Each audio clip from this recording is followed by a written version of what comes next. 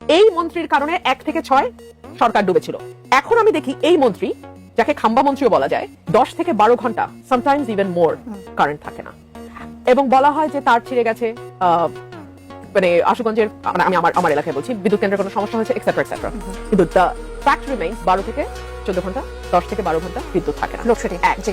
দুই হচ্ছে fact remains মানুষের 2 গুণ 3 গুণ 4 গুণ পর্যন্ত বিদ্যুৎ বিল গত 2 মাসে বেশি এসছে। এখন পর্যন্ত সরকারের তরফে আমরা কোনো জবাব শুনি নাই। ফ্যাক্ট রিমেইনস 2001 থেকে 2006 যিনি বিদ্যুৎ প্রতিমন্ত্রী ছিলেন এবং যার কারণে সরকারকে ভয়াবহ ইমেজ সংকটে পড়তে হয়েছে, সেই মন্ত্রী ইকবাল হাসান মাহমুদ টুকুকে এখন ফুল মিনিস্ট্রি দেওয়া হয়েছে। ফ্যাক্ট রিমেইনস এই মন্ত্রী জ্বালানি তেল যখন ভয়াবহ সংকট চলছে, এই লোক প্রতিদিন সংসদে দাঁড়ায় বলছে কোনো সংকট নাই জ্বালানি তেলের। এই লোক প্রতিদিন সংসদে দাঁড়ায় বলছে আমাদের উদ্বৃত্ত তেল আছে। এই লোক প্রতিদিন বলেছে জ্বালানির দাম বাড়বে না। এরপরে যখন ঠিকই 125 টাকার অক্টেন 145 টাকা হলো, অমনি আমরা দেখলাম লাইন গায়েব হয়ে গেল।